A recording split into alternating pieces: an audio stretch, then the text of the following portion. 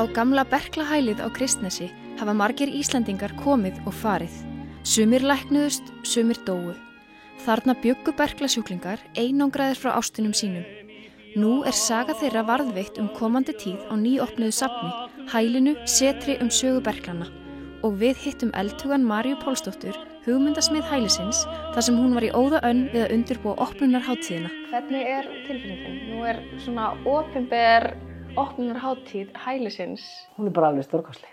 Ég enn að klípa mig í handleggina yfir þetta sé allt bara komið á koppinn og ótrúlega ánægð með hvernig til tókst og bara í skýjunum með viðtökurnar líka.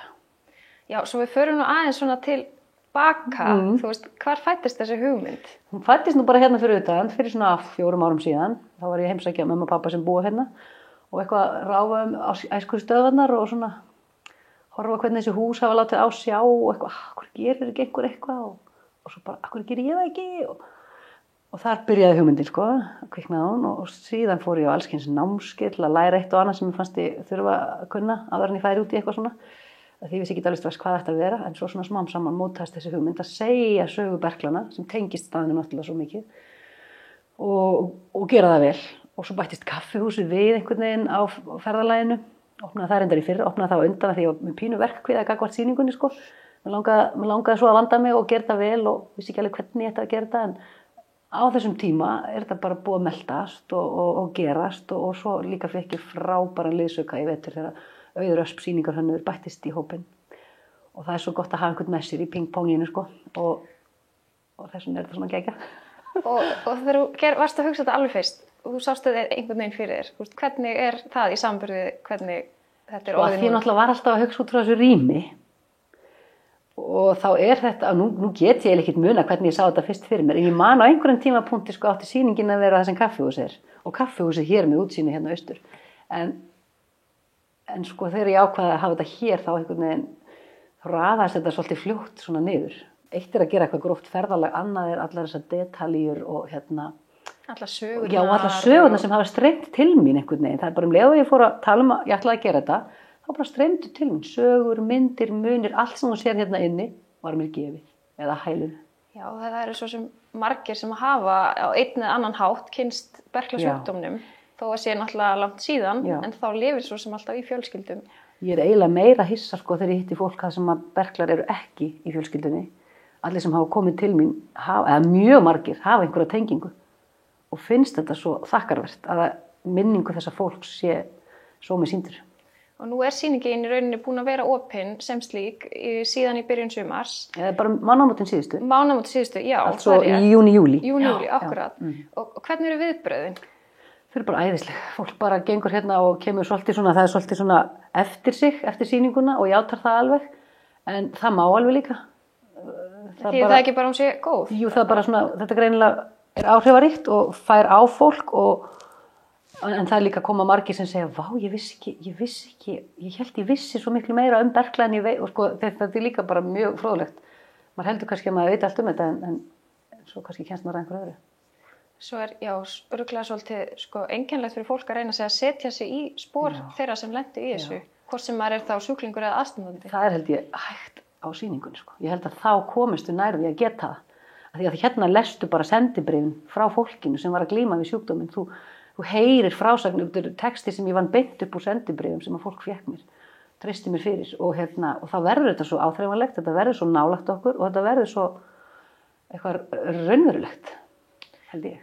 Og dæmi góða sögu, þá sitjum við í stofu núna, segðu mér aðeins frá þessari stofu. Já, hún skýrð Svanhildarstofa, við höfum eftir að setja upp sýningunum Svanhildi, en Svanhildur Ólafsdóttir Hjartar var mamma Ólafs Ragnars Grímssonar. Ég komst að því í byrjun verkefnisins að mamma hans hefði glímt við berkla og ég bauð honum bara í kaffi í Mosó.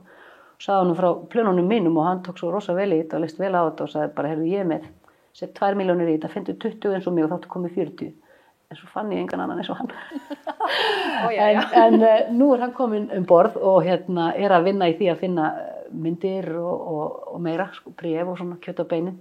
En við erum búin að nefna stofuna og svo seinna meir víu við Svanhildarstofu með popp og bragð. Og hvernig var saga Svanhildar hérna á hælinu? Hún kom hingað eftir að hafa dvalist á Vífilsstöðum til að vera höggvin, eða hoggin. Og hún var mjög hrædd því að það voru margir sem dóu. eftir þessa aðgerð. Reyndar var Guðmundur Karl hérna á Akureyri mjög flinkur en hún hét því að hún skildi sauma altaristúk fyrir Þingeyjarkirkju og hún lifði af þessa höfningu sem hún gerði og hún saumaði dúkinn og hann til. Og Ólafur Ragnar fór einhvern tímann með Margréti Danadrottningu í opinberri heimsókn þegar hann var forseti og það var tekin mynd af þessu og dúkurinn sýndur. Þetta ein sagan og svo önnur mögnuð saga þegar Ólafur Ragnar var bara 6-7 ára patti á Þingeyri í fóstri hjá ömmu sinni og afa og hún fekk heimsóknarleyfi til Ísafjarðar mammans og hann átti að hitta hana. Og hvernig kemst maður frá Þingeyri til Ísafjarðar hávetur, þetta var í desember.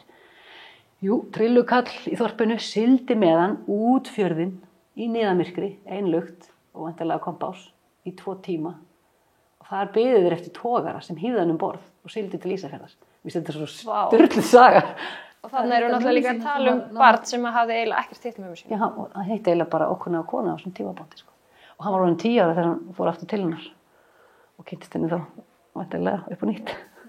Dásamleg saga. Já, mjög sjónræn. Svona að lokum, hvað svona stendur upp úr hjá þér núna af tilfinningum? Það er náttúrulega bara svo mikið þakklæti, sko. Allir sem hafa hjálpað mér því að eitt er sko að færa mér muni og sögur, annað er að koma bara og vinna í sjálfboðavinnu með pensil eða dúkarhníf eða hvað það nú er. Það er ótrúlega margir hjálpað mér, lagt hönd á plóg og ég er endalaust þakklát fyrir það. Og sveitungar hafa tekið svo vel í þetta og bara, svo er ég bara svo spennt að halda áfram. Af því að eitt er að vera búin að opna og annað er svo, og hvernig heldur maður svo áfram. Og þetta er svona sýning sem getur verið í þróun og vinnslu endalaust því ég fæ alltaf fleiri og fleiri sögur sem ég get sagt og komið haganlega fyrir.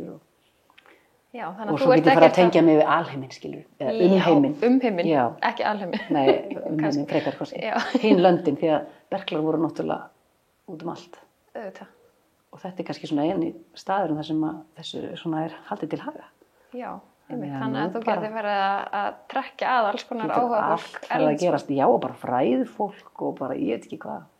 Þetta er spennandi. Þú ert alls ekki búin, sem sagt. Nei, rétt að byrja. Minning eftir skildir eina sem aldrei gleymd.